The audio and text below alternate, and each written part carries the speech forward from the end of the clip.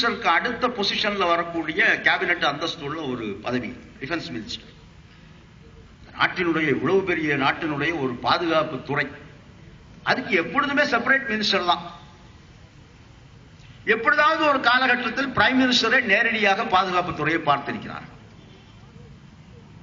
ஆனால் இந்த முறை பாதுகாப்பையும் நிதித்துறையையும் ஒரே அமைச்சரிடம் ஒப்படைத்திருக்கிறார். இது 27ஆம் தேதி என்னை போன்றவர்களுக்கு தெரியல. நாங்க எங்களுக்குள்ளே டிஸ்கஸ் பண்ணோம். இது என்ன ஒரு புதிய விஷயத்தை நரேந்திர மோடி பண்ணியிருக்காரு. பாதுகாப்புத்துறை என்பதே ஒரு முக்கியமான துறை, நிதித்துறை என்பதும் முக்கியமான துறை. இது ரெண்டுக்குமே செப்பரேட் மினிஸ்டர்ஸ் தேவைப்படுகிறது. ஆனா ரெண்டுத்துக்கும் சேர்த்து ஒரு மந்திரியை போட்டிருக்காரு. இது என்ன காரணம்? நம்மால காரணம் கண்டுபிடிக்க முடியல. அதன் பிறகு நாம சரி, மந்திரி பதவி ஏற்றிருக்கிறார்கள், நாம ஒரு பெரிய சம்மேளனத்தினுடைய பொறுப்பாளர்கள், அறிமுகத்துக்காக அவரை போய் சந்திக்க வேணும். ஆஸ் எ கர்ட்டசி பார்க்கணும், ஒரு பொக்கே கொடுக்கணும், வாழ்த்துக்களை தெரிவிக்கணும். நம்முடைய பாரம்பரியம், சம்பிரதாயம். அப்ப நாம அவருடைய பிரைவேட் செக்ரட்டரியை பார்த்து எங்களுக்கு அவரை பார்க்கணும், அப்பாயின்மெண்ட் பிக்ஸ் பண்ணுங்கன்னு சொல்றோம். உடனே டைரி பார்த்துட்டு 29ஆம் தேதி மதியம் 2 மணிக்கு நீங்க வாங்க. 29ஆம் தேதி காலையில் நமக்கு போன் பண்ணி அவருடைய பிரைவேட் செக்ரட்டரி சொல்றாரு, சார் உங்களுக்கு இன்னைக்கு டைம் இல்லை, யாருக்குமே இன்னைக்கு அப்பாயின்மெண்ட் இல்லை. என்ன காரணம்னா அன்னைக்கு கேபினெட் மீட்டிங் இருக்கு, அதனால யாருக்குமே அப்பாயின்மெண்ட் இல்லை. அப்ப நாம சொன்னோம் நாளைக்கு உங்களுக்கு நாங்க நாளைக்கு காலையில கன்ஃபார்ம் பண்றோம் சொன்னார். மறுநாள் காலையில் நாங்க டெல்லியில நம்முடைய கெஸ்ட் ஹவுஸ்ல ஜேசிஎம் ஹவுஸ்ல தங்கி இருக்கின்ற போது பத்திரிகை வரும். டைம்ஸ் ஆஃப் இந்தியா பத்திரிகையினுடைய முதல் பக்கத்திலே பார்க்கின்ற போது பாதுகாப்புத் துறையில் 100% அந்நிய நாட்டு மூலதனத்தை அனுமதிப்பது அப்படின்னு அரசு முடிவு பண்ணிருக்கு. அப்பதான் நமக்கு விடை கிடைக்கும்.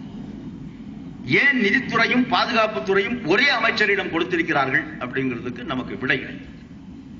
ஏனென்றால் யூபிஏ அரசு, அந்த அரசில் 8 ஆண்டுகள் பாதுகாப்பு அமைச்சராக ஏகே ஆண்டனி அவர்கள் இருந்திருக்கிறார்கள். இந்த 8 ஆண்டு காலமும் நிதி அமைச்சர்களாக இருந்தவர்கள் பிரணாப் முகர்ஜி, சிதம்பரம், 2 பேருமே பாதுகாப்பு துறையில் 100% அந்நிய நாட்டு மூலதனம் கொண்டு வரணும், அப்படி இல்லைன்னா 74% கொண்டு வரணும் அப்படின்னு அவருக்கு தொடர்ந்து நிர்பந்தம். ஆனால் அவரை பொறுத்த வரைக்கும் பாதுகாப்பு துறையில் அந்நிய நாட்டு மூலதனத்தை அனுமதிக்க கூடாது, அது இந்த நாட்டிற்கு உகந்தது அல்ல, இந்த நாட்டினுடைய பாதுகாப்பிற்கு அது எதிராக போகும் அப்படின்னு அவர் அனுமதிக்கல. கடைசியா கேபினெட் மீட்டிங்ல எல்லா மந்திரிகளும் சேர்ந்து ஒரு கடுமையான நிர்பந்தத்தை ஏற்படுத்தி கடைசியா 26% தான் அக்ரி பண்றாங்க. அதுக்கு மேல ஃபாரின் டைரக்ட் இன்வெஸ்ட்மெண்ட் நம்முடைய பாதுகாப்பு துறையில் இருக்கக்கூடாதுன்னு சொல்லி அந்த முடிவு, அப்புறம் கேபினெட் டிசிஷன் உத்தரவாகவும் வெளிவந்தது. அப்ப நமக்கு புரிந்தது, இன்னொரு அமைச்சர் பாதுகாப்புத்துறை அமைச்சராக இருந்தால், வேறு ஒருவர் நிதி அமைச்சராக இருந்தால், ஒருவேளை ஏகே ஆண்டனி அவர்கள் கொடுத்த அந்த முடிவுகள் எல்லாம் ஃபைல்ல தானே இருக்கும், ஏதோ ரகசியம் இல்லைங்க, நோட்டிங் ஷீட் எல்லாம் ஃபைல்ல தானே இருக்கும். அதை புதிதாக வரக்கூடிய பாதுகாப்பு அமைச்சர் பார்த்தால், ஒருவேளை நிதி அமைச்சரோடு அவரும் ஒத்து போகவில்லை என்றால் அது கேபினெட்டுக்குள் ஒரு பெரிய சிக்கலை ஏற்படுத்தலாம். ஆகவேதான் பிரதமர் அவர்கள், நரேந்திர மோடி அவர்கள் பாதுகாப்பு நிதி 2 ஒரே ஆள்கிட்ட இருக்கணும்னு முடிவு பண்ணாருன்னு நம்மால அது புரிந்து கொள்ள முடியும். அதன் பிறகு நமக்கு காலையில ஒரு 9:30 மணிக்கு அவருடைய பிரைவேட் செக்ரட்டரி போன் பண்ணி, நீங்க மத்தியானம் 1:30 மணிக்கு உங்களுக்கு டைம் கொடுத்து, ரைட். நாங்க போனோம், ஒரு பொக்கே அவர்கிட்ட கொடுத்துட்டு வாழ்த்துக்கள் எல்லாம் தெரிவித்துட்டு, அப்புறம் சாதாரணமா நம்ம ஒருவரை முதலாக, ஏன்னா அவரை நாங்க இதுக்கு முன்னாடி சந்திச்சது இல்லை, அருண் ஜெட்லி அவர்களை நமக்கு சந்திக்கிற வாய்ப்பும் இல்லை. அவர் உச்ச நீதிமன்றத்தினுடைய மிகப்பெரிய வக்கீல், கார்பரேட் ஹவுஸ்களுக்கு ஒரு நாளைக்கு 5 லட்சம் ரூபாய் ஃபீஸ் வாங்கிட்டு போற வக்கீல்கிட்ட போய் நம்ம எப்படி போவோம்? நமக்கு அதுல வேலை இல்லை, நம்ம பார்க்கவும் இல்லை. முதல் சந்தி.